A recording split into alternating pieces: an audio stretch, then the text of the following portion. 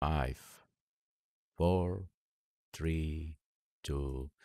A'udzubillahi minasyaitonirrajim. Bismillahirrahmanirrahim. Robi a'udzubika min hamazati sayatin wa a'udzubika robi ayah durun. Robi srohli sodri wa yasirli amri wahlul uqdatam min lisani yafqahu qauli. Assalamualaikum warahmatullahi wabarakatuh. Salam sejahtera untuk kita semua. Rahayu, namaste, Om Swastiastu, Namo Buddhaya, salam kebajikan dan sehat untuk kita semua. Selamat datang di Dialog Positif episode 261. Dan malam hari ini kita kedatangan guru kita kembali yang selalu kita kangenin seperti biasa, Mas Faiz. Terima kasih Mas Faiz, malam hari ini sudah kembali lagi ke Dialog Positif. Sehat ya Mas? Puasa lancar jaya aman ya? Alhamdulillah lancar semuanya. Nggak bisa mudik ya Mas Faiz ya? Mudiknya pakai Zoom aja. Mudiknya pakai Zoom aja. Oke, alhamdulillah sekali lagi terima kasih Mas Faiz, waktu di sela-sela kesibukannya tetap menyempatkan waktu untuk Dialog Positif. So, malam hari ini kita akan berbicara salah satu topik yang sangat spektakuler ya sebetulnya, yang sering dibicarakan, tapi kita pengen tahu nih sebetulnya seperti apa sih Syekh Siti Jenar ini, karena dengan manunggaling kawulu gustinya itu sangat-sangat terkenal dan kita akan melihat dari sudut pandang filsafatnya seperti apa. So, tidak berpanjang lebar, kita langsung ke Mas Faiz. Monggo, Mas. Oke, baik. Bismillah. Assalamualaikum warahmatullahi wabarakatuh. Bismillahirrahmanirrahim. Alhamdulillahirabbil alamin. Wassalatu wassalamu ala asyrofil anbiya'i wal mursalin.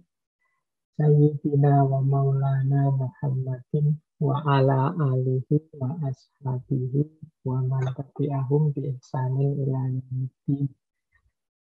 Amma ba'du, Bapak Ibu, teman-teman semua di Dialog Positif, khususnya Mas Abu Marlo yang tetap semangat. Pokoknya tiap hari tidak semangat ini, harus semangat. Semangatnya biar nular. Ya, biar nular ini ke kita.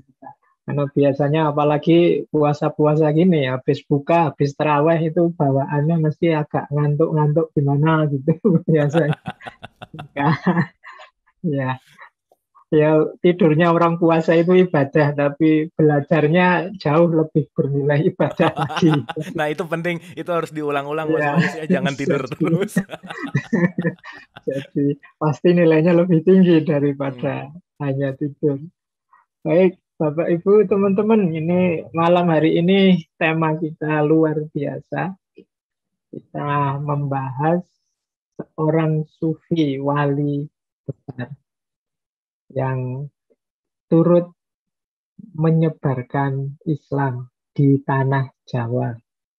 Meskipun kisah-kisah tentang beliau ini agak, yang pertama datanya agak sulit ditemukan kepastiannya, yang kedua bercampur dengan banyak mitos-mitos, sehingga kita kesulitan pastinya apa. Tapi kalau dalam dunia tasawuf, kemungkinan yang seperti ini memang sudah dikehendaki oleh Allah, dan beliaunya sendiri itu memang tidak ingin dikenal sebagai tokoh yang secara definitif siapa, kemudian dan seterusnya. Memang di dunia tasawuf itu ada istilah namanya humul.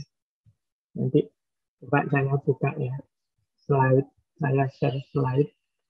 Jadi saya buka slide saya dan ini untuk mungkin sedikit bisa membuat kita lega mengapa sih kisah-kisah para wali, termasuk banyak wali songo, khususnya beliau Syekh Siti Jenar ini sering kabur, tidak jelas, tidak pasti. Jadi ini sebenarnya sebuah kaidah dari Hikam karya Ibnu Athaillah. Jadi ada kaidah di dunia tasawuf itu, fan wujudaka fi ardil humul, pamana bata mimma lam yudfan lam yatimma natajud. Jadi semayamkan wujudmu dalam bumi ketersembunyian. Jadi karena yang pertama, dunia kewalian itu memang dunia yang tersembunyi. Jadi bukan dunia yang mudah begitu saja kita bongkar, kita ketahui isinya. Makanya teman-teman mungkin sering mendengarkan istilah layak riful wali ilal wali. Tidak, Tidak bisa tahu secara pasti ini wali benar apa tidak kecuali seorang wali. Kalau kita membacanya berarti banyak hanya lewat isyarat-isyarat, kisah-kisah, dan lain sebagainya. Karena memang ada istilah itu, semayamkan wujudmu dalam bumi ketersembunyian. Meskipun itu di belakangnya menurut saya lebih menarik. Biji yang belum ditanam, maka hasilnya tidak akan sempurna jika tumbuh. Jadi ini di antara suluknya para wali itu ada makom namanya humul. Humul itu memang tidak ingin terekspos, tidak ingin terkenal, beda dengan kita hari ini, tidak ingin masyhur, siapa saja kenal kita. Itu bagi mereka beban. Jadi mereka lebih suka kalau masyarakat itu mengikuti tuntunan mereka tanpa harus mengunggul-unggulkan mereka. Sehingga kadang-kadang mungkin karena doa mereka, keinginan mereka untuk tidak terlalu populer, terkenal, maka kisah-kisah hidup mereka ini kadang-kadang sulit kita lacak. Sehingga bahkan ada kelompok tertentu yang tidak percaya kalau wali-wali termasuk Wali Songo itu ada. Hmm. Ya, jadi karena mungkin memang para wali juga ingin ini sendiri. Bahkan Syekh Siti Jenar ini makamnya saja itu kontroversial. Ada 4 tempat yang diaku oleh masyarakat hari ini sebagai makamnya Syekh Siti Jenar. Ya, jadi ada di Cirebon, ada di Mantingan, Jawa Tengah, ada di Jepara, ada di Tuban. Ini masing-masing masyarakat mengklaim bahwa ini makamnya Syekh Siti Jenar. Oke. Jadi, ada riwayat bahkan memang beliau ini pesan semoga nanti kalau saya sudah tidak ada, makamku tidak dikultuskan, tidak jadi tempat peziarahan kalau bahasa kita hari ini. Karena beliau tidak ingin begitu. Nah, mungkin diijabahi oleh Allah keinginannya sehingga bahkan makam beliau pun kontroversial. Ya. Asal-usul beliau pun kontroversi. Riwayat macam-macam. Kita itu mengerti tentang beliau ini dari beberapa babat, serat, jadi kisah-kisah, cerita-cerita yang unik-unik. Kita agak sulit memastikannya. Misalnya ada di babat Demak dan babat Tanah Jawi itu, mungkin teman-teman pernah mendengar bahwa beliau ini awalnya walak seekor cacing yang kemudian berubah jadi manusia. Nah, ini ada itu di babat Tanah Jawi dan juga babat Demak itu yang nanti dia ini cacing ini mendengarkan wejangannya Sunan Bonang pada Sunan Kalijogo di tengah laut. Kebetulan kapalnya ini bocor oleh Sunan Bonang ditambal dengan tanah liat. Nah, di dalam tanah liat itu ada cacingnya. Cacing ini mendengarkan ajaran-ajaran kelas tinggi, tasawuf yang dalam itu, kemudian dia berubah jadi manusia. Nah, ini ada cerita seperti itu di babat Tanah Jawa. Di babat yang lain bahkan ada yang bertentangan. Ada yang bilang beliau ini putranya Sunan Gunung Jati yang namanya Syekh Abdul Jalil. Ada yang bilang beliau ini putranya Ratu Cirebon. Ini ada pula yang bilang beliau ini sebenarnya awalnya, ini makanya saya tadi bilang ini campur dengan banyak mitos-mitos. Nama beliau ada yang bilang ini aslinya San Ali. Yang beliau ini ingin berguru pada Sunan Giri, tapi oleh Sunan Giri tidak diterima. Kemudian diam-diam beliau mencuri ilmunya Sunan Giri. Ini cerita seperti ini ada di Serat Wali Sana. Jadi Serat Wali Sono. Ada pula yang bilang beliau ini nama aslinya adalah Datuk Abdul Jalil. Dan macam-macam. Ada banyak versi kisah tentang beliau. Ini yang bahasa saya ini mungkin di antara karomahnya beliau memang ingin tersembunyi. Tidak ingin terlalu dikenal. Bahkan meninggalnya pun kisahnya macam-macam. Ada cerita beliau ini dibunuh oleh Sunan Kudus. Ada cerita beliau ini dieksekusi di Masjid Demak. Ada yang bilang beliau ini dieksekusi di masjid di Keraton Kasepuhan Cirebon. Ada kalau versi Torekot yang dikenal sebagai Torekot Akmaliyah, ini Torekotnya Syekh Siti Jenar sendiri. Ini sebenarnya bukan kok dieksekusi, dibunuh begitu, tapi ajaran-ajarannya yang dibunuh, dimatikan, dilarang. Jadi makanya nanti kontroversi juga, akhirnya dimakamkan di mana, ini versinya macam-macam. Itulah yang tadi saya sebut, ini mungkin di antara karomahnya beliau yang memang tidak ingin terkenal, dikenal, apalagi diputuskan, sehingga cerita-ceritanya bisa macam-macam. Maka malam hari ini mungkin kita tidak harus terlalu sibuk dengan kepastian historisnya, karena ini filsafat, nanti kita belajar di level hikmah saja. Apa yang bisa kita ambil dari gagasan-gagasannya Syekh Siti Jenar. Ini sekedar ilustrasi, Bapak Ibu, coba nama dan gelar beliau, julukan beliau itu saja, dari yang saya catat dari mana-mana itu ada sekitar 15 apa 16 itu.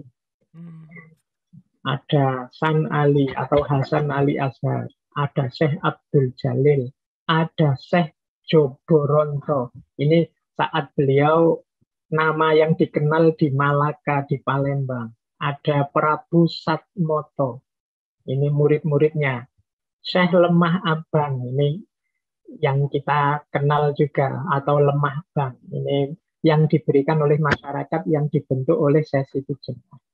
Nah, Syekh Siti Jenar itu, kalau ini kan nama dalam bahasa Jawa, khususnya Jawa Tengah, Jawa Timur. Siti itu artinya tanah, Jenar itu artinya merah.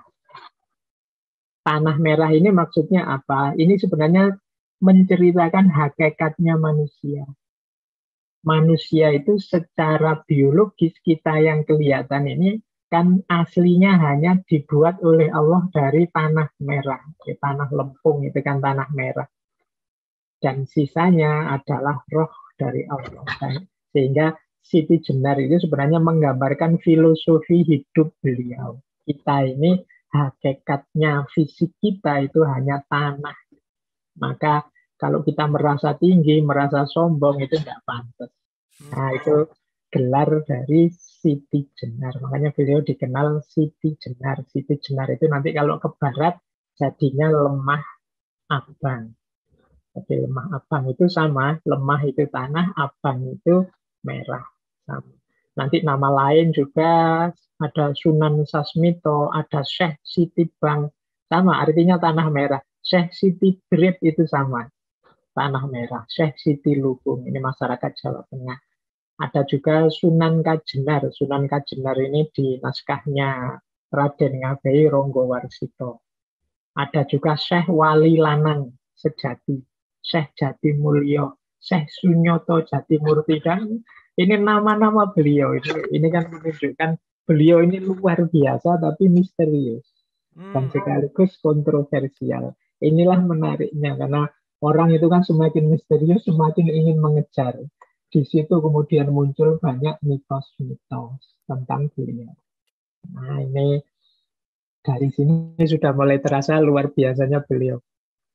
Kalau dari sisi tasawuf, ini beliau ini masuk kategori tasawuf falsafi. Jadi beliau tidak sekedar menjalankan suluk. Kalau dalam tasawuf itu kan menjalankan laku batin, tapi juga menjelaskannya secara filosofis. Ini nanti yang sering dianggap jadi biang keladi, kemudian beliau oleh sekelompok orang dianggap sesat pada zaman itu, karena memang menjelaskan dunia batin ini kan juga tidak sederhana. Beliau sendiri kalau dalam dunia tasawuf, beliau ini punya dua torekot. Yang pertama torekot Akmaliyah, yang kedua torekot Satariyah. Torekot Satariyah dari Syekh Datuk Kahfi, ini sepupu beliau sendiri. Kalau torekot Akmaliyah ini awalnya beliau belajar dari Syekh Abdul Malik Al-Baghdadi. Ini torekot yang sama dengan yang diikuti oleh Abu Mansur Al-Hallaj. Yang sama-sama punya ideologi wahdatul wujud. Yang ketika dibawa ke Jawa istilahnya menjadi manunggaling kawula Gusti. Jadi makanya beliau ini masyhur dengan ajaran manunggaling kawula Gusti. Jadi ini nanti yang sumber kontroversinya di sini. Murid-murid beliau banyak. Jadi ini kebanyakan nanti dari tradisi Jawa bagian selatan kita kenal Ki Ageng Pengging, Ki Ageng Banyu Biru, Ki Ageng Tingkir, ini yang mengasuh Joko Tingkir, Ki Ageng Ngerang, Ki Ageng Kuto, ini murid-muridnya Pangeran Panggung, Syekh Jangkung, termasuk Joko Tingkir, nanti dilanjutkan oleh anak angkatnya Panembahan Senopati, nanti di situ lahir cikal bakal Mataram Islam. Jadi ini gaya keilmuan tasawuf beliau. Ini kalau teman-teman ingin mengerti hakikatnya ajaran Manunggaling Kawula Gusti, kita bisa menengok Torekot Akmaliyah atau dan juga digabung dengan Torekot Sakariyah. Baik, saya lanjutkan. Sebelum ke gagasannya, ini informasi sedikit biografis. Nah, lemah abang itu pada zamannya adalah semacam gerakan. Jadi ini gerakan untuk mengkritisi situasi saat itu. Jadi yang dikritik apa? Feodalisme model kerajaan. Jadi mengapa? Karena di Jawa zaman itu khususnya termasuk Keraton Demak itu kan modelnya memang kerajaan. Nah, di Jawa itu kalau model kerajaan itu kan ada istilah kawulo dan gusti. Kelompok gusti itu kelompok yang ada di keraton. Jadi kelompok raja dan para bangsawan ini kelompok gusti. Sementara rakyat biasa ini kelompok kawulo. Kawulo ini dia tidak punya hak milik. Semua yang ada di kerajaan itu ya punyanya raja. Jadi zaman itu posisinya begitu. Maka di antara dakwahnya Syekh Siti Jenar itu membangun kampung-kampung yang nanti dikenal sebagai lemah abang. Jadi muncul komunitas-komunitas. Banyak di mana-mana itu di catatan saya ada di Tangerang, Banten, Bekasi, Karawang, Indramayu, Cirebon, Brebes, Pekalongan itu pakai istilah lemah abang Ya, daerahnya. betul, betul. Iya, jadi nanti di Wonogiri, Magetan, Pasuruan, Banyuwangi juga ada lemah abang. Di Bangkalan ada tanah mirah. Di Jakarta ada yang kemarin rame itu ya, tanah abang. Nah, itu juga kemungkinan sentra-sentra pusat-pusat yang dibentuk oleh Syekh Jenar. Kelompok ini nanti yang kemudian kita sebut nantinya belakangan disebut kelompok abangan. Jadi kalau teman-teman pernah belajar tentang Islam di Indonesia, kemudian Islam itu ada santri, ada priayi, ada abangan. Nah, kelompok abangan ini disematkan pada kampung-kampung yang dibentuk oleh Syekh Siti Jenar ini. Oh Jadi, gitu, ya, oke. jadi awalnya ke situ. Dan mereka ini dianggap Islamnya kurang serius dibandingkan yang kelompok santri. Hmm, Karena mereka mengikuti ajaran-ajaran Syekh Siti Jenar yang memang tidak terlalu suka dengan formalisme beragama. Nah, jadi ini makanya daerah-daerahnya dikenal sebagai lemah abang, kemudian masyarakatnya digelari orang abangnya. Nah, jadi asal-usulnya begitu sebenarnya. Nah, nanti sebenarnya yang dikritik itu ideologi. Zaman itu namanya Bhagavatisme. Bhagavatisme itu memang sejak lama ada bahwa raja atau sultan itu adalah pengejawantahan Tuhan. Jadi makanya gelarnya sultan-sultan itu kan ngeri-ngeri. Sayyidin Panotogomo, Khalifatullah terus. Jadi dia ini sangat luar biasa, semacam pengejawantahan Tuhan. Nah, sehingga jaraknya sangat jauh dengan para kawulo, yang kawulo ini kawulo kecil, yang mereka harus disembah. Jadi makanya ada istilah susuhunan. Susuhunan itu kan tempat untuk dia harus disembah. Susuhunan itu susunan jari-jari untuk menyembah. Makanya dikenal Sultan Jawa zaman itu dipanggil Susuhunan yang nanti disingkat jadi Sunan. hmm. Nah, inilah nanti yang digugat oleh Sesiti Jenar dengan kendaraan manunggaling kawula Gusti. Secara politik, kalau sudah manunggal kawula Gusti, ini politiknya belum tasawuf teologinya, berarti nanti ya kawula dengan Gusti itu setara. Jadi mereka itu sama-sama manusianya, sama-sama ada di level yang sama. Nah ini tentu saja secara politik meresahkan. Karena stabilitas semula yang para bangsawan ini punya posisi yang tinggi digugat oleh Sesiti Jenar dengan gagasan egaliternya lewat gerakan lemah abang, lewat ideologi manunggaling kawula Gusti dan lain sebagainya. Jadi bahkan nanti, kalau ini lanjutannya versi yang berbeda. Dan kok kemudian lebih populer eksekusinya Syekh Siti Jenar di tangan para wali ini. Jadi ada versi begini, bahwa pada saat itu kisah dieksekusinya Syekh Siti Jenar ini dipakai oleh Sultan Agung ketika beliau sedang konflik berperang melawan keturunan Wali Songo, termasuk perang melawan Giri.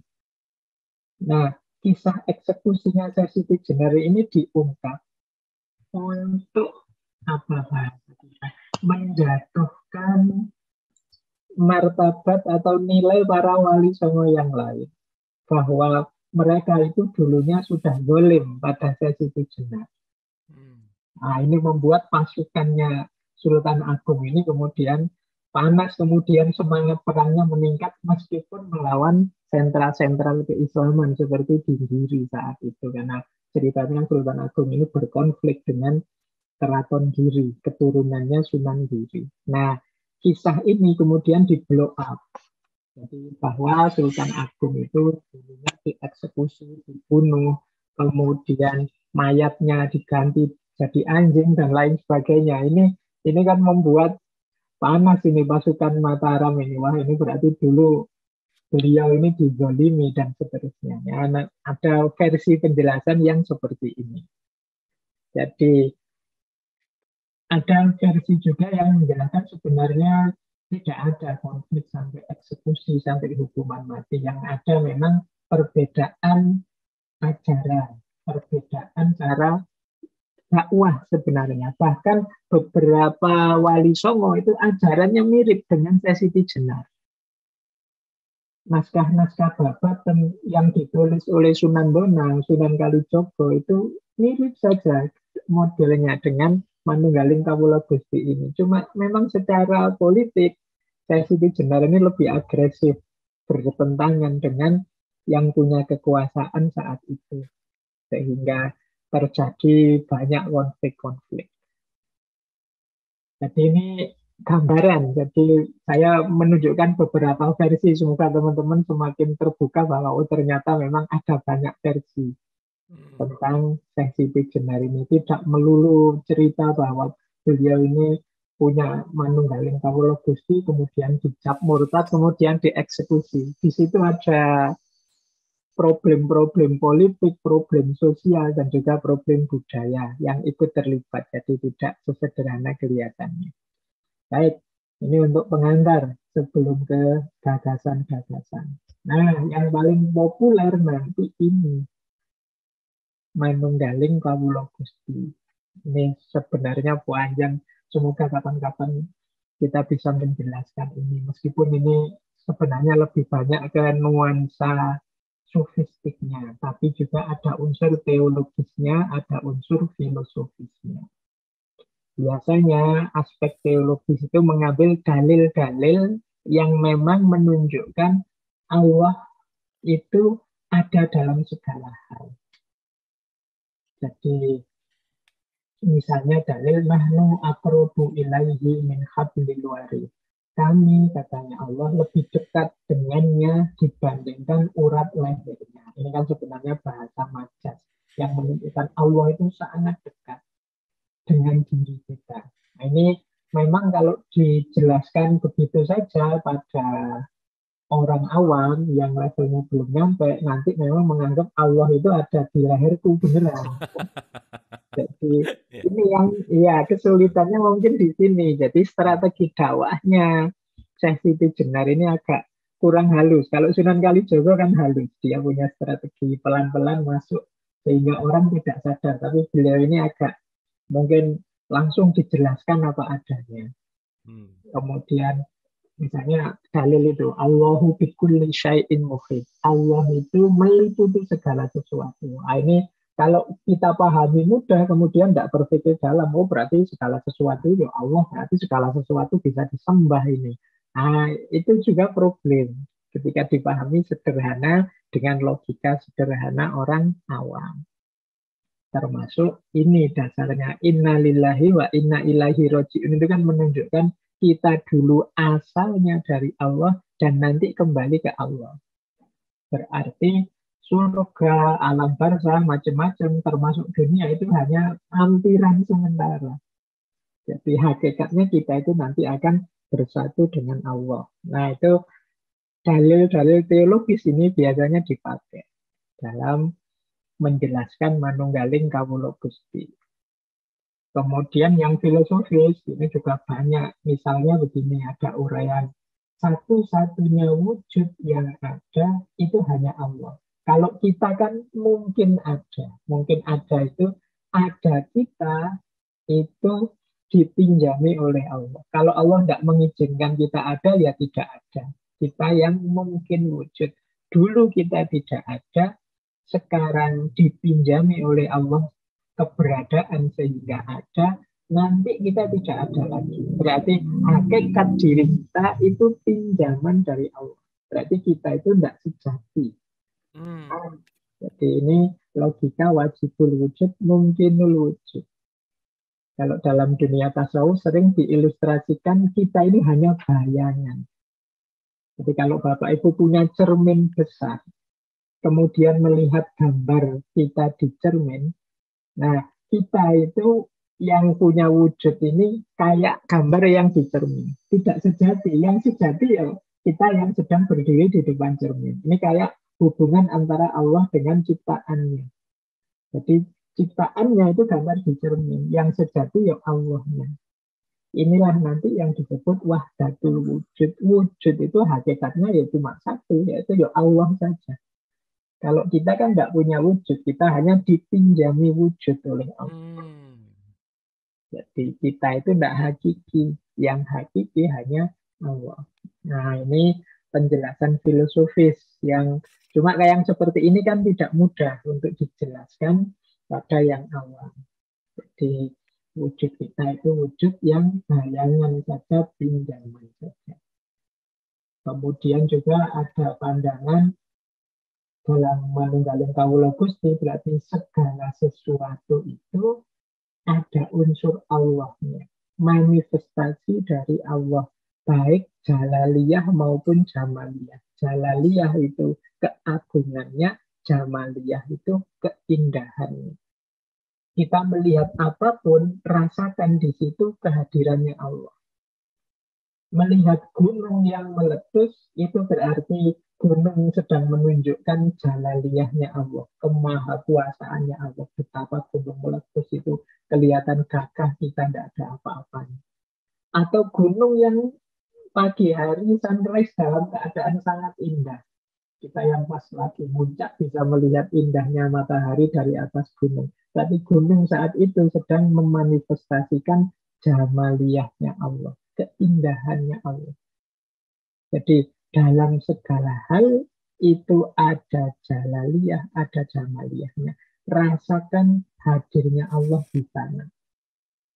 Ketika kita ada pandemi seperti ini misalnya, kita kan sibuk membaca virusnya. Kalau orang sufi membaca, di situ ada jalaliyahnya Allah. Betapa dahsyatnya Allah, kuasanya Allah. Virus yang sekecil itu saja bisa memporak-porandakan manusia hampir 2 tahun ini. Nah itu kan betapa kuasanya Allah. Untuk menghancurkan kita tidak repot-repot, cuma dikirim virus namanya corona yang sangat kecil. Sama kayak dulu ceritanya Raja Namrud zaman Nabi Ibrahim itu, raja yang begitu kuasa, begitu perkasa, akhirnya meninggalnya hanya karena nyamuk. Jadi seekor nyamuk yang masuk ke dalam hidungnya kemudian merusak organ dalam sampai dia meninggal. Raja Namrud yang berkuasa itu meninggal hanya karena nyamuk. Nah, itu menunjukkan jalaliyahnya Allah. Dalam segala hal dan segala peristiwa, di situ Allah hadir. Di situ ada fenomena Allah. Jadi sebelum fenomena apapun kita lihat, coba kita lihat dulu ada fenomena Allahnya di situ. Itulah yang dilakukan oleh para sufi yang punya pandangan manunggaling kaulo. Dalam segala hal ada Allahnya. Kemudian ada nur alam nur, cahaya di atas cahaya. Ini kita bisa lihat dialog positif yang keberapa itu yang tentang cahaya. Itu sebenarnya logika yang digunakan juga dalam manunggaling kaulo Gusti. Dan yang terakhir mahabbah. Mahabbah itu dalam konsep cinta sufistik juga ada kesatuan. Ketika seseorang mencintai, itu sebenarnya akunya sudah hilang. Yang ada tinggal dia. Kan begitu orang mencintai. Maka kalau seorang sufi yang sangat cinta dengan Allah, maka dia sudah tidak merasakan kehadiran dirinya lagi. Yang dia rasakan hanya kehadiran yang dia cintai, yaitu Allah. Itulah mengapa kadang-kadang para sufi itu dalam kondisi sangat asik dengan kekasih yang sangat dia cintai, kadang-kadang kemudian lepas kontrol bicaranya. Kalau dalam sufi disebut satohat. Jadi satohat itu ngomong seperti tidak sadar. Jadi kadang-kadang kalimat ini terus jadi kontroversi karena kita tanggapi serius. Misalnya sampai ada yang bilang anak al-haq dan lain sebagainya. Anak al-haq itu tidak menunjuk aku, ego sebagai manusia ini. Karena dia ada dalam kesadaran Allah. Jadi aku ini sudah tidak ada. Yang ada hanya Allah saja. Ada ilustrasi, aku, egoku sebagai manusia, kalau sudah bertemu dengan Allah, itu seperti setetes air yang ketemu lautan. Setetes air yang ketemu lautan, ya tidak usah dicari lagi setetes airnya itu ada di mana. Yang tersisa pasti hanya lautnya saja. Nah, ini orang yang jatuh cinta itu kan itu, egoku hilang, yang ada hanya dia. Nah, ini juga kadang dipakai untuk menjelaskan wahdatul wujud atau manunggaling kaulo Gusti. Nah, cuma ini memang pandangan-pandangan seperti ini tidak sederhana untuk dijelaskan pada orang awam, umat awam. Inilah yang sering jadi sumber konflik. Kemudian secara sufistik nanti lahir macam-macam konsep. Ada wahdatul wujud, ada hulul, ada ittifaq, ada fana, bakok. Lain waktu kita dalami. Tapi yang jelas pola berpikirnya sama. Konsep-konsep sufi yang ada ini. Nah, saya lanjutkan. Nah, manunggaling kaulo Gusti ini nanti ditafsir untuk berbagai ranah. Kalau dalam tradisi mistik Jawa. Jadi bisa dia ditafsir untuk mode sufistik suluk. Kalau ini yang tadi, ini mode sufistik. Jadi manunggaling kaulo Gusti yang dalam bentuk wahdatul wujud, ulul, ittifaq, fana, bakok. Tapi bisa juga tidak sedalam itu. Manunggaling kaulo Gusti itu bisa dalam bentuk kesalehan biasa. Misalnya apa? Ketika seseorang ikhlas, ridho dengan apapun perintah Allah, menjauhi larangannya, ini juga bisa dianggap sejenis manunggaling kaulo Gusti. Manunggalnya di mana? Manunggalnya di kehendak Allah adalah kehendak hamba. Jadi apapun yang diinginkan oleh Allah, itulah keinginanku. Ini kan berarti sudah menyatu keinginannya. Nah, ini melahirkan kesalehan, kalau bahasa saya kesalehan individual. Jadi itu yang kedua. Yang ketiga bisa juga model ditafsir secara lebih duniawi untuk kesolehan politik. Tadi kan gerakannya Syekh Siti Jenar juga masuk ke ranah politik. Seperti apa sih manunggal antara kawulo dan Gusti? Gusti itu berarti yang dimaksud tadi kelompok bangsawan keraton. Yang kawulo ini orang-orang biasa. seperti kita. Terjadi manunggaling kawula Gusti kalau kawulanya mempersembahkan kepatuhan, kesetiaan, dan Gustinya mempersembahkan kesejahteraan, kemaslahatan. Nah, ini berarti manunggal. Yang satu bisa mengatur, yang satu bisa diatur. Lahirlah kondisi masyarakat yang ideal. Maka di ranah sosial politik pun bisa kita menjelaskan idealismenya dengan konsep manunggaling kawula Gusti. Jadi kawulanya bisa diatur, dia patuh dan setia, Gustinya juga canggih, bisa mengatur, bisa mempersembahkan kesejahteraan, kemaslahatan. Ini berarti manunggal sudah satu visi bareng-bareng. Nah, ini tafsir-tafsir dalam tradisi Sufisme Jawa tentang manunggaling kawula Gusti. Inilah ajaran seperti ini yang dikembangkan oleh Syekh Siti Jenar. Memang nantinya menggelisahkan bagi yang punya kekuasaan. Baik, ada lagi pandangan yang kontroversial dari Syekh Siti Jenar, yaitu istilah mati sakjroning urip. Jadi kematian dalam kehidupan. Jadi versinya Syekh Siti Jenar itu hakikatnya hidup ini mati. Jadi kehidupan ini sesungguhnya mati. Kita ini seperti mayat yang gentayangan mencari kekayaan, mencari kemasyhuran, menyenangkan jasmania. Padahal sesungguhnya kebebasan yang sejati itu kalau kita sudah meninggal. Dalam tradisi sufi itu kan ada pandangan fisik kita ini, jasad kita ini justru membelenggu kita. Dia jadi beban, jadi penderitaan bagi kita. Karena ada fisik ini loh, kita akhirnya capek harus mencari makan, harus mencari rumah untuk ditinggali. Harus, ini kan dianggap belenggu. Jadi lahir banyak kerepotan-kerepotan. Padahal kalau kita terbebaskan dari segala macam belenggu ini, kita bisa langsung menuju Allah. Jadi kita ini hidup ini hakikatnya seperti orang mati. Justru nanti kalau kita sudah mati, di situ ada kehidupan yang sejati. Jadi hidup kita saat ini belum sejati. Kita ini sama-sama orang yang dipengaruhi oleh jasad. Jasad itu kan kalau kita mati nanti, dia kan yang busuk, dia yang hancur. Seperti bangkai. Jadi kalau ada orang kok hidupnya, kiblatnya, orientasinya hanya yang jasadiah, yang badan, ini sebenarnya seperti orang mati. Jadi orientasinya pada hal-hal yang sifatnya mati. Harusnya nggak ke situ, orientasinya harus ke batin, ke rohani. Makanya kata Syekh Siti Jenar, kalau bisa kita mati sakjroning urip.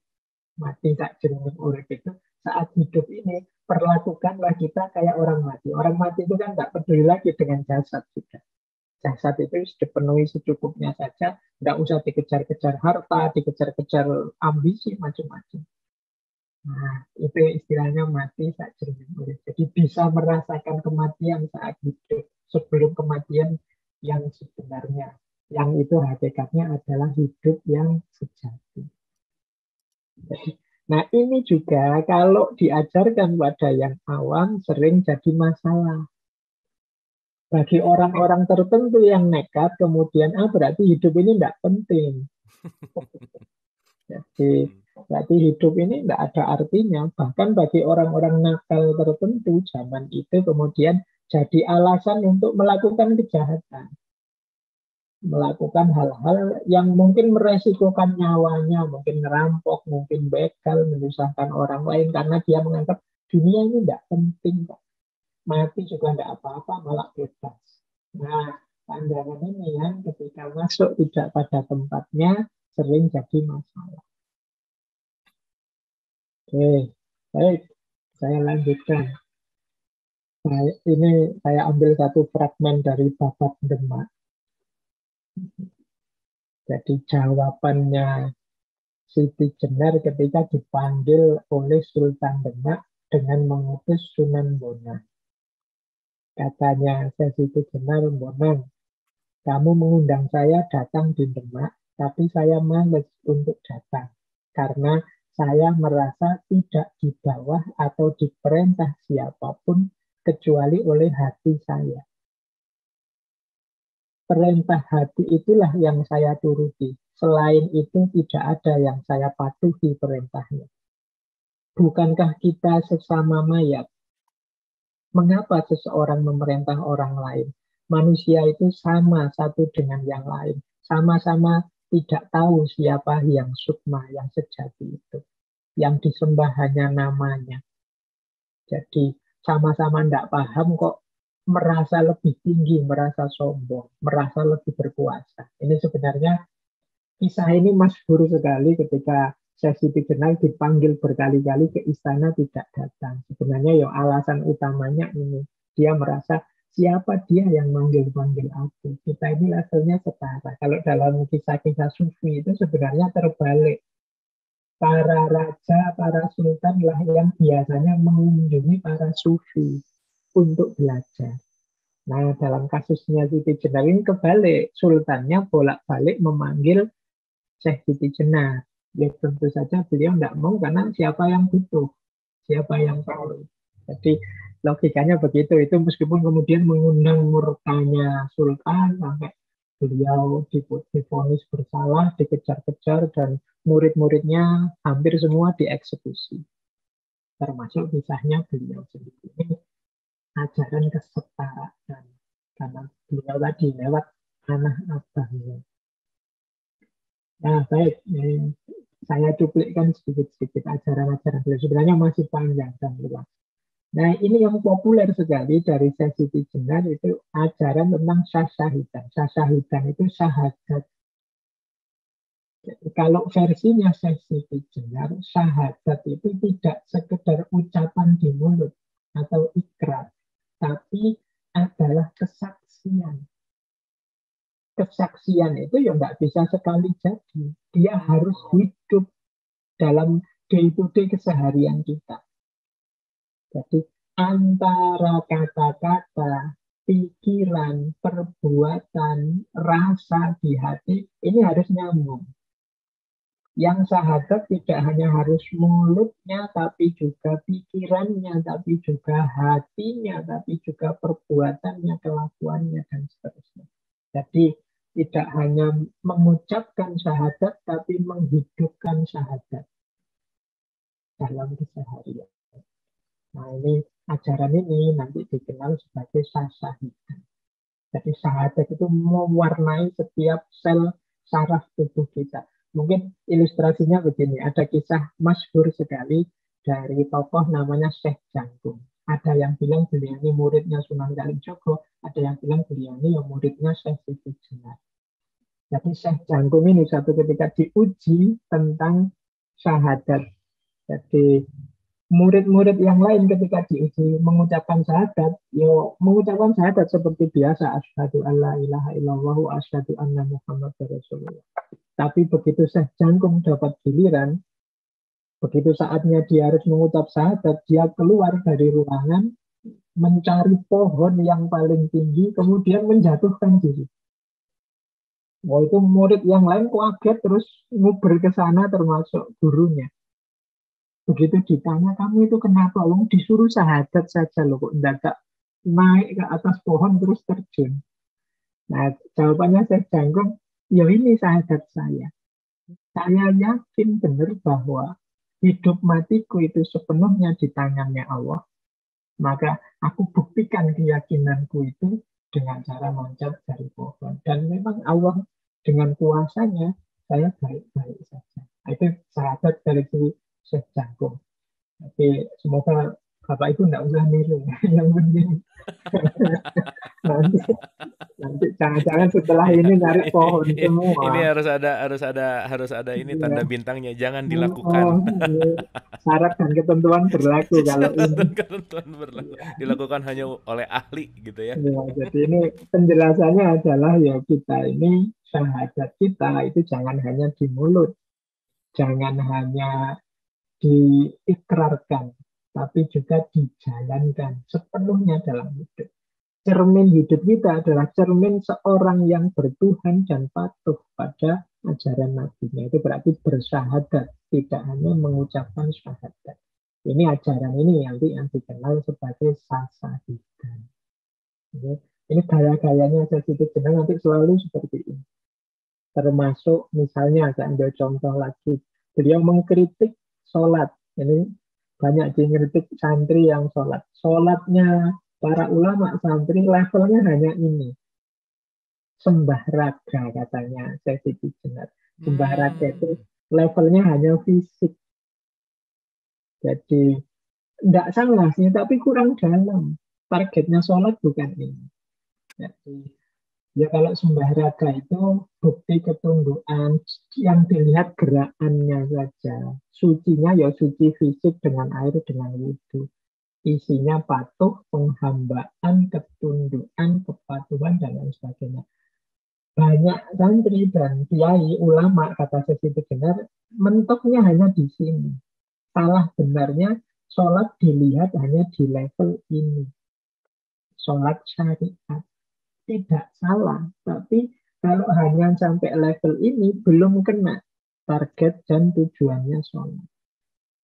Masih perlu masuk ke level 2. Namanya sembah cipta atau sholat torek. Nah, ini dari kata-kata sholat torek. Jadi kalau ini tidak sekedar gerakannya, tapi pemahaman dan pengamalan dari isinya sholat. Jadi misalnya baca Fatihah, ya, apakah Fatihah itu sudah benar kita jalankan dalam hidup? Misalnya kita bilang, sesungguhnya sholatku, ibadahku, hidup matiku hanya untuk Allah saja. Apakah benar hidup kita itu begitu? Kalau dalam Fatihah kita bilang, iya karena itu, iya karena stain, sudahkah dalam segala masalah satu-satunya yang kita minta tolong hanya Allah? Nah ini jadi isinya sholat itu tidak sekedar bunganya atau sekedar kembang-kembangannya orang sholat, tapi benar kita hidupkan secara nyata dalam kehidupan kita. Menurut Sesi Jenar, sholat di level sembah cipta inilah yang mampu tanha anil fahsya wal munkar. Jadi tidak hanya sebagai syarat rukun, tapi juga kandungannya kita hidupkan. Kalau memang kita isinya misalnya mengagungkan Allah, sudahkah dalam hidup kita secara sebenarnya kita mengagungkan Allah? Nah, inilah sholat yang bisa tanha anil fahsya wal munkar. Namanya sembah cipta. Bahkan ada yang lebih dalam dari ini, yaitu sembah rasa. Kalau sembah rasa ini kadang disebut sholat hakikat atau sholat daim. Maksudnya sholat hakikat, sholat daim itu orang yang mampu terus-menerus menghidupkan semangat sholat di setiap detik kehidupannya. Sholat itu kan kesadaran kita sedang berhadapan dengan Allah, kita sedang secara sejati bermunajat dengan Allah, khusyuk batin kita menghadap Allah. Nah, sholat batin ini berarti nanti meskipun sholat kita sudah selesai, kita mental kita, jiwa kita selalu ada di level kekhusyukan berhadapan dengan Allah. Ini namanya sholat batin. Orang yang batinnya seperti orang sholat terus. Itu namanya batin, itu kan abadan, terus menerus, kontinu. Jadi di level 3 ini ya sudah, setiap detik kehidupan kita itu nilainya seperti orang sholat. Merasa di hadapan Allah, merasa menghadap Allah terus menerus. Orang yang seperti ini, kata Sesi Jenar ya, hidupnya akan tenang, teguh, tidak ada khawatir, tidak ada was-was menghadapi dunia. Jadi, nah orang yang nggak paham dengan ajaran ini kemudian menyebut, wah saya Siti Jenar itu sesat karena sholat kok diambil yang bagian khusyuknya saja. Hmm. Ya, jadi dianggapnya, wah sholat kok sing penting eling. Sholat ya ada syaratnya, rukunnya. Padahal mungkin maksudnya saya Siti Jenar, syariat iya, tapi lanjutkan ke hakikat, ke torikot sholat torek yang kedua. Itu pun masih bisa lebih dalam lagi, sholat daim atau sholat hakikat. Jangan hanya sembah raga, tapi juga sembah cipta. Alhamdulillah kalau nyampe sembah rasa.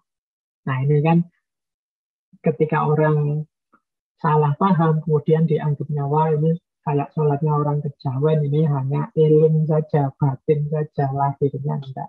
Nah, itu kesalahpahaman semacam itu yang sering kemudian jadi kontroversi, kemudian menyesat-nyesatkan, dan lain sebagainya.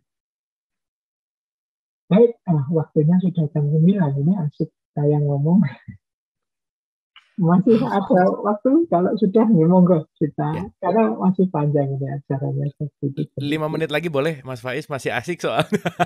Silakan, 5 menit lagi boleh, Mas Faiz. Baik, 5 menit lagi tak tambahin, ngomong kita sedang puasa. Oke, asik. Yuk, sip. Jadi puasa menurut Siti Jenar adalah puasa yang definisinya bukan sekedar kita ini kan puasa, kritiknya Siti Jenar, puasa kita itu puasa yang mengatur ulang waktu makan. Jadi sebenarnya makan kita itu kuantitasnya sama dengan waktu tidak puasa, cuma timingnya saja berubah. Nah, kata Siti Jenar, puasa itu harusnya ngelakoni weteng kudu luwe. Ngelakoni weteng kudu luwe itu membiasakan diri lapar. Maksudnya apa? Membiasakan diri lapar itu adalah melatih diri kita untuk terkendali. Melatih kita untuk mengendalikan hawa nafsu. Jadi tidak sekedar menahan lapar. Kalau menahan lapar ya biasanya nanti begitu maghrib kita lampiaskan balas dendam lapar kita. Tapi tidak, ngelakoni weteng kudu liwe itu memang kita melatih diri kita untuk lapar. Melatih diri untuk lapar itu definisinya adalah melatih diri kita mengendalikan hawa nafsu. Nah, buahnya apa? Ya buahnya adalah pada akhirnya setelah kita mampu mengendalikan hawa nafsu, kita akan fokus pada Allah saja. Jadi puasa melatih kita menahan diri kita sebagai manusia dan memilih Allah. Jadi puasa itu memikis watak zalim, tidak adil, egois, ingin menang sendiri, dan lain sebagainya. Jadi ketika kita puasa secara hakiki, ini kata Siti Jenar, kita akan sadar bahwa puasa itu sebenarnya anugerah dari Allah, bukan ujian, bukan cobaan, juga bukan hukuman dari Allah, bukan sesuatu yang berat. Justru ini anugerah. Jadi melatih, ini kalau bahasanya Siti Jenar, puasa itu ngelakoni weteng kudulu. Jadi ngelakoni weteng kudulu tidak sekedar menahan lapar, tapi membiasakan diri untuk lapar. Kalau sudah membiasakan diri berarti nggak ada momen balas dendam. Nggak ada momen karena kemarin 1 Ramadan saya menahan lapar terus. Idul Fitri saatnya perayaan. Nggak, panennya bukan itu. Panennya itu, oh berarti sekarang saya terlatih. Kalau nggak terlalu banyak makan, kalau harus mengekang hawa nafsu untuk fokus pada Allah saja. Itulah buahnya puasa. Baik, saya kira itu biar tidak terlalu panjang gagasan-gagasan dari Syekh Siti Jenar. Oke, terima kasih Mas Faiz. Ini benar-benar menjawab banyak sekali yang apa ya, yang selama ini taunya selewat gitu ya. Saya Siti Jenar tuh taunya cuman dengan kesesatannya, terus dengan wahdatul wujud, apa namanya, manunggalingnya, dan dituduh jadi Tuhan lah dalam tanda petik gitu ya. Tapi ya lagi-lagi balik lagi banyak esensi-esensi di belakang yang kita nggak tahu gitu. Terima kasih Mas Faiz, ini malam hari ini kita banyak tahu. Nah, yang menarik, Ini diskusi Mas Faiz, ini saya Ya, punya perspektif gini. Relevansi ajaran kekinian kalau saya citizener sekarang masih ada gitu ya kira-kira. Kira-kira disesatin juga nggak sih Mas Faiz? Kira-kira kira-kira apakah relevansi kesadaran masyarakat gitu ya tentang tentang apa namanya ketuhanan, terus tentang wahdatul wujudnya atau tentang manunggaling kaulo gustinya itu relevansi dengan kekinian menurut Mas Faiz gimana? ya, ada nanti mungkin orang-orang tertentu hari ini yang masih menyesatkan model berpikir seperti Sesi Jenar ini. Hmm, Karena banyak orang seperti kritiknya Jalaluddin Rumi yang berhenti hanya pada lahiriahnya. oke. Agama pun berhenti pada lahiriahnya. Membaca nas, teks juga berhenti pada lahiriahnya. Sehingga banyak kehilangan mutiara-mutiara batinnya agama. Hmm, Jadi sebenarnya yang disampaikan oleh Syekh Siti Jenar ini banyak aspek-aspek batinnya agama yang sering ditinggalkan. Kalau istilahnya Syekh Siti Jenar itu palson. Palson itu orang itu banyak palsunya. hmm, Kenapa palsu? Ya karena kalau kita punya barang atau apa yang hanya bungkusnya saja, sementara isinya tidak seindah bungkusnya, itu kan kita menyebutnya palsu. Nah, hmm, kita sering beragama itu bungkusnya sangat indah, kepatuhan kita dalam sholat, dalam puasa, dalam zakat, tapi ternyata isinya palsu. Palsu hmm, itu sholat yang kehilangan kekhusyuan, kehuduannya sehingga tidak tanha anil fasa wal mungkar. Puasa yang hanya dapat lapar dan hausnya. Pelajaran menahan dirinya tidak dapat. Dan seterusnya. Ini kalau istilahnya saya dengar, palson kabeh. Semuanya palsu. betul. Karena hanya Mencuri sholat gitu ya kalau pernah baca iya. juga ya, Jadi gitu ya katanya ya. sholatnya disebut mencuri. Karena tidak ada isinya. Oke, Jadi justru yang paling hakiki ada di isinya. Jadi fisik itu jembatannya, alatnya. oke, oke. Nah, Itu ya. tindak lanjutnya Mas Faiz, untuk upgrade gitu ya, kalau kita mau berbicara tentang kedalaman kesadaran supaya tidak palsu tadi gitu, supaya tidak hanya kulit kemasan gitu. Apakah mungkin faktor paling utama atau pendidikan? Apakah pendidikankah atau dari mana nih kita mulai untuk bisa bisa satu level naik lah gitu misalkan, gimana Mas? Di pendidikan oke, tapi lebih penting lagi adalah strateginya. Hmm, Jadi cara menanamkannya ini mungkin kapan-kapan kita belajar strateginya Sunan Kalijogo. Sunan Kalijogo itu kalau Bapak Ibu teman-teman coba dicermati ajaran-ajaran beliau, itu tidak jauh kok dari yang diajarkan oleh Syekh Siti Jenar ini. Bahkan ada yang bilang beliau ini muridnya Syekh Siti Jenar, salah satu muridnya. Kalau dalam sejarah bahkan Sunan Kalijogo ini menantunya, karena nanti putrinya Syekh Siti Jenar ada yang dinikahi oleh Sunan Kalijogo. Nah, hmm, Sunan Kalijogo lebih taktis. Beliau bisa masuk pelan-pelan, bisa kooperatif dengan kekuasaan saat itu, kemudian masuk ke tengah masyarakat menggunakan media-media yang bisa dipahami masyarakat. Kalau saat itu ya medianya wayang ya Sunan Kalijogo main wayang, medianya lewat tembang lagu, masuk lewat tembang lagu, sehingga hmm, ajaran-ajarannya pelan-pelan masuk.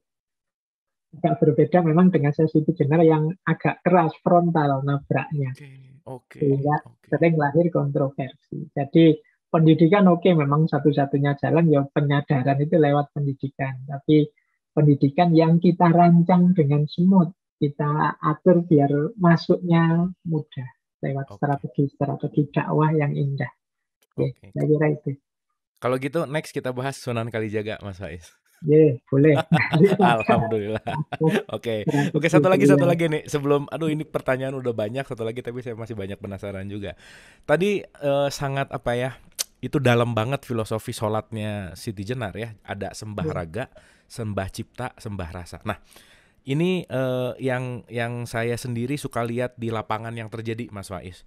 Suka ada strata perbedaan kelompok-kelompok yang satu geng syariat, yang satu geng hakikat gitu kira-kira. Di mana si geng hakikat ini ngomong, alah syariat itu udah nggak penting banget gitu. Yang penting adalah hakikatnya gitu.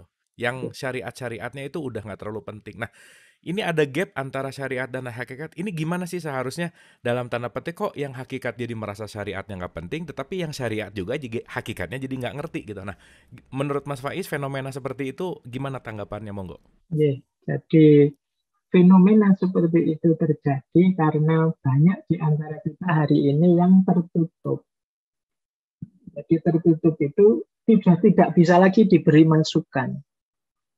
Jadi sebenarnya kalau memang mau sumber rujukan, nasihat, diskusi sebenarnya sudah banyak. Kalau terbuka saja itu pasti, apalagi kalau hari ini tidak mungkin informasi itu susah dicari. Hari ini informasi mudah sekali dicari kalau kita ingin mengupgrade wawasan pengetahuan keagamaan kita. Hmm, hmm. Nah, kadang-kadang kita ini sudah tertutup, merasa versi kita lah yang terbaik dan sudah final.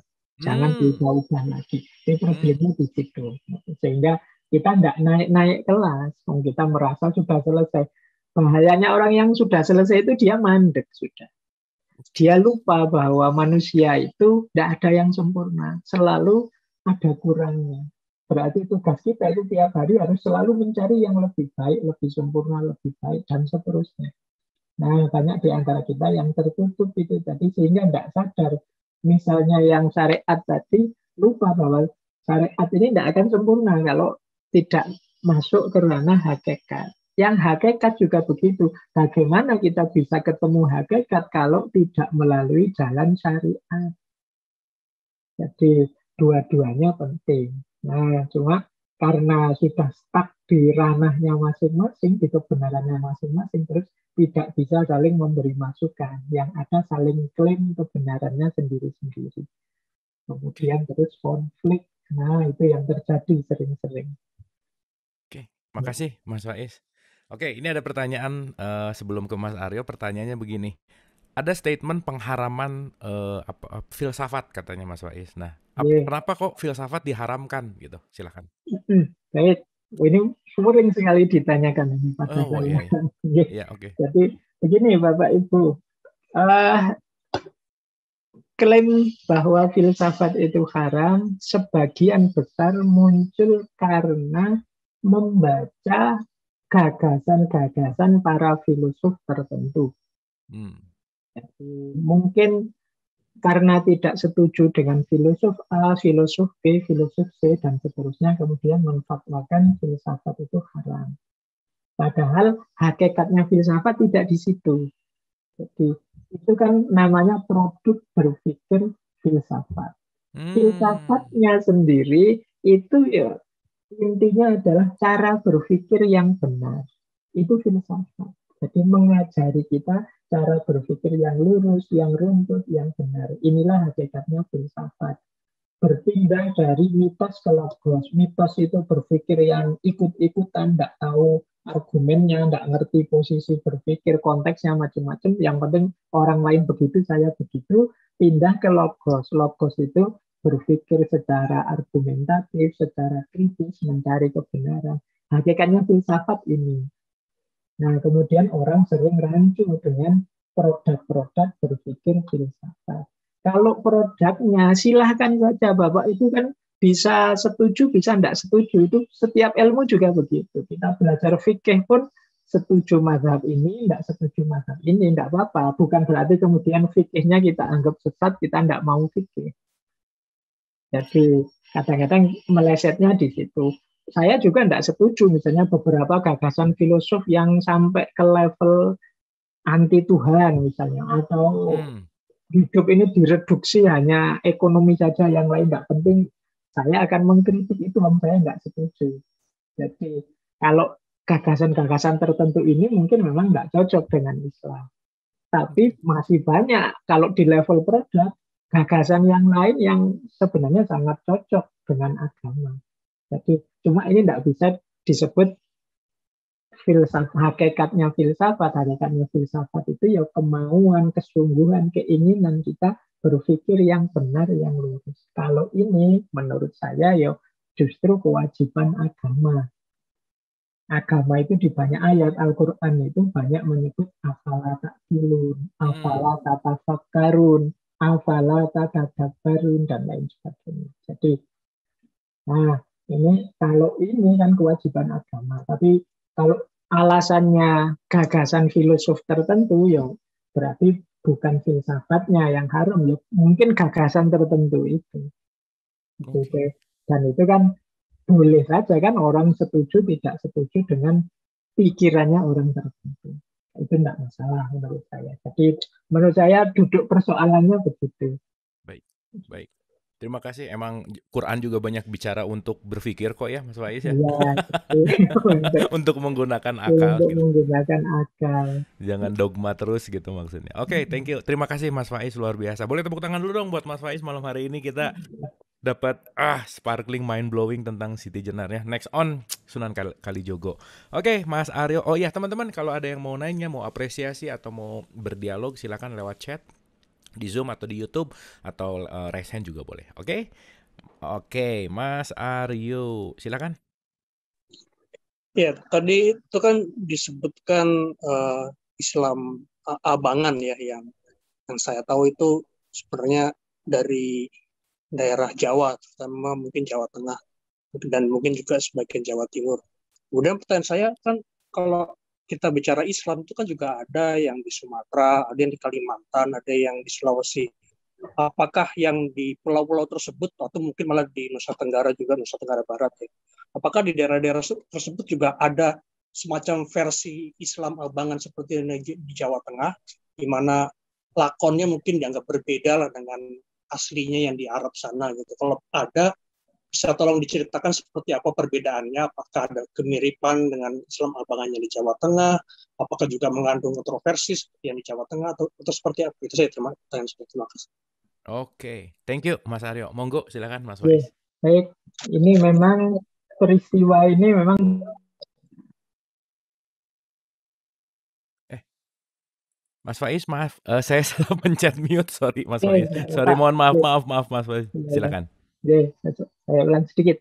Jadi memang ya Siti Jenar ini karena aktivitasnya di Jawa, jadi istilah-istilah tadi memang istilah situasi fenomena keberagamaan masyarakat Jawa saat itu. Jadi istilah abangan ini kan populer luar biasa nanti ketika ditulis oleh Clifford Gate, antropolog yang mengklasifikasi di Jawa itu Islam itu ada 3 kelompok, priayi, santri, dan abangan. Jadi di masyarakat juga sudah ada eh, pengistilahan ini, oh kamu orang abangan, kamu orang pian. Ini memang fenomena di Jawa. Di luar Jawa, klasifikasi ini tidak populer. Kalau di luar Jawa, ya mungkin ada kasus-kasus misalnya antara gerakan yang punya proyek pemurnian Islam, kemudian melawan kelompok adat, misalnya di Sumatera. Pada zaman itu ada konflik ini. Jadi kelompok masyarakat yang ingin mempertahankan adat dan tradisi melawan kelompok masyarakat yang ingin memurnikan ajaran Islam. Kemudian terjadi perang, kemudian ditunggangi oleh Belanda dan seterusnya. Jadi konflik-konflik semacam ini ada kalau di luar Jawa. Tapi untuk kasus santri priayi abangan ini memang khas di Jawa. Ini peristiwanya memang peristiwa yang terjadi di Jawa. Jadi kalau di luar Jawa seperti di Sumatera memang ada, kalau dalam kasus seperti Siti Jenar ini ada konflik bahkan sampai berhubungan dengan eksekusi-eksekusi juga tentang tasawuf yang wujudiyah dengan tasawuf sebut saja tasawuf akhlaki. Jadi tasawuf yang lebih fokus pada perbaikan moral, perbaikan akhlak, kemudian kekhusyuan dan lain sebagainya, melawan tasawuf yang filosofis ini. Misalnya kasus-kasus Hamzah Fansuri, Abdurrauf As-Singkili, melawan Nuruddin Ar-Ramiri. Ini kan kasus-kasus tentang tasawuf yang pro dengan wahdatul wujud dengan yang tidak setuju wahdatul wujud. Biasanya kemudian siapa yang dekat dengan kekuasaan, dialah yang unggul. Sehingga terjadi juga eksekusi-eksekusi. Seperti peristiwa Siti Jenar ini. Ya sama-sama ramenya sebenarnya. Karena memang ini isu yang sensitif. Kalau sudah masuk ke agama itu kan biasanya emosinya lebih tinggi. Itulah sehingga terjadi aneka ragam konflik bahkan sampai hari ini. Baik, saya kira itu Mas Aryo Oke. gambarannya. Terima kasih Mas Faiz. Ini ada pertanyaan. Izin tanya, dalam sholat yang sengaja dilaksanakan 5 waktu kadang-kadang bisa khusyuk tapi seringkali juga terganggu konsentrasinya. Ini berkaitan sama sholat rasa, sholat sembah raga cipta rasa mungkin ya. Ya. Namun dalam keseharian kerap lebih khusyuk mengingat Allah, terutama jika melihat suatu kejadian yang menyedihkan atau kesenangan atau mendadak saja merasa dekat, apa ya? Oh, dekat nggak hujan, nggak angin. Oh ya, ini mungkin ada salah typo gitu ya. Merasa dekat mungkin ya. Mengucapkan syukur dengan bahasa sendiri dan merasa nyaman. Kenapa bisa begitu gitu? Nah, mungkin dalam ritual itu kadang nggak khusyuk, tapi justru dengan melihat fenomena-fenomena yang ada, keindahan alam atau kejadian-kejadian justru bisa merasakan hadirnya Allah gitu. Nah, gimana pandangan Mas Faiz? Monggo. Oke, baik. Yang pertama, memang tersentuhnya hati, terbukanya hati, itu jalurnya bisa macam-macam. Dan semuanya anugerah, semuanya hidayah dari Allah. Jadi, tidak apa-apa, memang banyak kasus juga begitu. Bukan berarti berarti sholatnya tidak apa-apa, Pak, tidak khusyuk. Ya, sholatnya tetap diusahakan bisa khusyuk. Mungkin Allah membantu kita dengan melembutkan hati kita ketika melihat peristiwa-peristiwa di luar sholat. Nah, kalau bisa, ketersentuhan di luar sholat itu kita bawa ke dalam sholat. Karena ya Allah itu biasanya memberi banyak jalan. Kalau kita sudah semangat, Pak, kok saya sering dalam sholat tidak khusyuk, saya akan berusaha khusyuk, Pak. Sebenarnya cuma itu. Makanya kadang-kadang kita itu kalau orang ceramah macam-macam nggak tersentuh. Begitu mendengarkan lagu, kita rasanya air mata bisa keluar. Padahal mungkin lagunya juga bukan lagu religius, lagu biasa saja, tapi ternyata batin kita tersentuh. Itu jadi banyak jalan yang bisa menyentuh kita. Tapi semuanya nanti kembali pada Allah. Makanya ada seorang tokoh filsafat kontemporer dalam Islam namanya Sayyid Hussein Nasr. Beliau ini punya konsep passing over. Ini yang sering dikritik orang. Passing over itu bahkan kadang-kadang kita itu membaca pelajaran bukan agama Islam, agama yang lain. Mungkin kita membaca, entah sengaja apa tidak, membaca ajaran-ajaran agama Buddha atau ajaran kasih sayang agama Kristen, atau kita tersentuh. Nah, itu kuasanya Allah. Passing over itu setelah kita belajar kemana-mana, ya tetap kembali lagi nanti ke Islam. Passing over itu semacam mampir sebentar kemana-mana. Karena kadang-kadang yang rutin-rutin itu kita kehilangan rasa.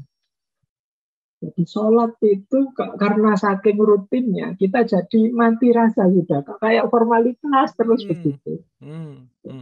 Sehingga mau khusyuk itu harus perjuangan berat. Itu makanya agama itu mengajarkan kita mbok yo istiqomah, mbok yo istiqomah. Karena istiqomah itu berat. Karena hal yang kita rutinkan itu biasanya ujian beratnya adalah nikmat dan rasanya hilang. Ketika misalnya kita kita misalnya tidak pernah sholat tahajud. Begitu sholat tahajud yang pertama, rasanya batin damai, merasa dekat dengan Allah. Nanti dirutinkan, tidak ada 1 bulan, itu rasanya sudah hilang. Sudah tinggal rutin saja. Ya. Benar. Makanya ini memang harus kita berjuang untuk biar rasa ini hidup terus. Dan alhamdulillah Allah masih membantu kita dengan melembutkan, menyentuh kita di hal-hal yang lain. Sehingga nanti ini bisa jadi bekal kita untuk merasakan lagi di aktivitas-aktivitas yang rutin tadi. Jadi ini memang perjuangan kita ini bareng-bareng untuk tetap rasa itu ada biar nggak mati rasa ketika berhadapan dengan Allah. Oke, saya kira itu. Oke, terima kasih Mas Faiz. Ini pertanyaan masih banyak teman-teman. Mohon maaf nggak bisa dibacain satu-satu. Mungkin ini yang terakhir karena udah 2124. Dari Mas atau Bapak Dwiki mungkin ya ini. Mohon maaf, izin bertanya, kenapa gerakan-gerakan Siti Jenar yang memunculkan gerakan egaliter atau masyarakat madani sejak meninggalnya Siti Jenar hingga sekarang mulai hilang? Apa yang membuat hal tersebut tidak bertahan? Apakah kehilangan sosok pemimpin? Monggo, Mas Faiz.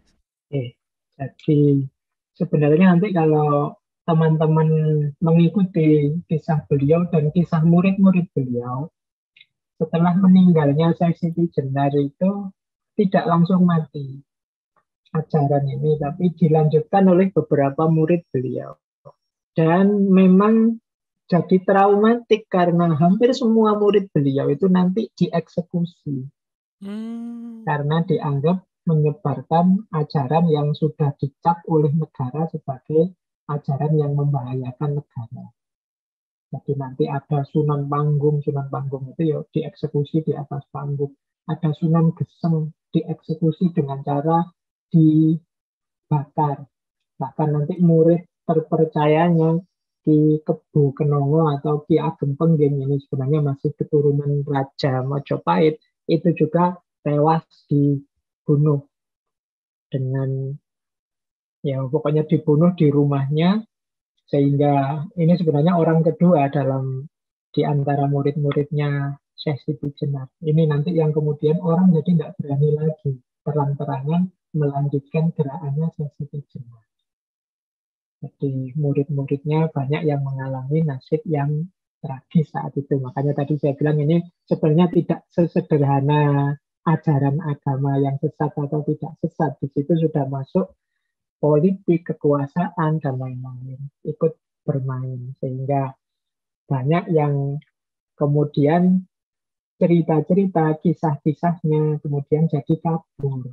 Karena kalau sudah dianggap tidak valid atau terlarang itu kan kemudian data-data penting dan macam-macam itu kemudian juga ikut musnah. Sehingga itu tadi yang saya sebut di awal itu memang masih banyak hal yang misterius. Meskipun jejak-jejaknya kelihatan nyata, paling tidak nama-nama Tanah Abang, nama Lemah Bang itu kan di mana-mana bisa kita temukan. Ini semacam gerakan awal untuk melahirkan egalitarianisme melawan feudalisme zaman itu. Oke, jadi saya kira itu Mas Abu. Terima kasih Mas Faiz, luar biasa malam hari ini. Sekali lagi kami semua mengucapkan terima kasih atas ilmunya, atas pencerahannya, super mind blowing. Yang tadi tanya slide-nya nanti insya Allah abis ini Mas Faiz kirim, nanti kita kirim di grup insya Allah. Terima kasih. So, seperti biasa, sekali lagi boleh tepuk tangan untuk Mas Faiz, hatur nuhun Mas Faiz. Terakhir, final statement untuk episode 261, monggo. Baik, terima kasih Bapak Ibu semua. Jadi sesi malam hari ini ingin saya tutup dengan satu pandangan dari dunia tasawuf, bahwa dalam dunia tasawuf itu apa yang disebut wali itu seringkali memang tidak kelihatan. Jadi seringkali disembunyikan oleh Allah. Di antara rahasianya adalah semua orang ada baiknya kita perlakukan sebagaimana kita memperlakukan seorang wali. Karena siapa tahu tanpa kita sadari beliau ini wali. Wali itu orang yang disayang oleh Allah. Jadi rahasianya yang pertama adalah yuk kita hormati siapapun, kita hargai siapapun di sekeliling kita. Siapa tahu satu di antara orang-orang sekeliling kita ini wali, meskipun mungkin dia tidak sadar. Jadi orang yang dicintai Allah itu tidak selalu dia sadar bahwa dia ini sedang dicintai oleh Allah. Dan maka kita harus hati-hati, kita hormati, kita hargai siapapun. Apalagi sosok selevel Syekh Siti Jenar ini.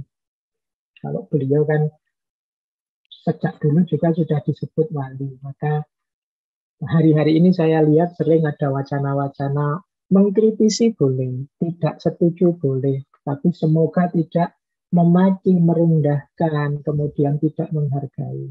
Jadi karena itu nanti khawatirnya seperti ada sebuah hadis qudsi yang populer sekali.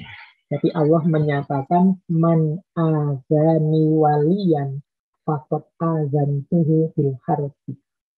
Barang siapa yang menyakiti waliku, maka aku mendeklarasikan perang terhadap orang ini.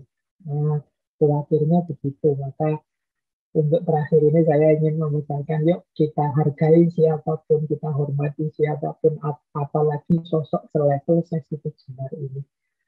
siapa tahu juga orang-orang yang ikut dialog positif malam hari ini, satu dua di antaranya adalah walinya Allah. Oke, baik, saya kira itu dari saya untuk malam hari ini. Kurang lebihnya mohon maaf. Wassalamualaikum warahmatullahi wabarakatuh. Waalaikumsalam warahmatullahi wabarakatuh. Luar biasa, boleh tepuk tangan sekali lagi Mas Faiz, terima kasih banyak. Final statementnya jelek banget, itu yang harus benar-benar kita ingat-ingat. Siapa tahu yang kita benci, siapa tahu yang kita tuduh, siapa tahu yang kita jelekan itu justru adalah walinya Allah, dan itu kita harus waspada. Mari kita melihat siapapun, karena ingat kemana saja kita menghadap, di situ wajah Allah. Terima kasih, mohon maaf lahir dan batin. Wabillahi taufiq wal hidayah. Assalamualaikum warahmatullahi wabarakatuh. Sampai ketemu besok di jam dan channel yang sama. Kita foto sebentar, boleh?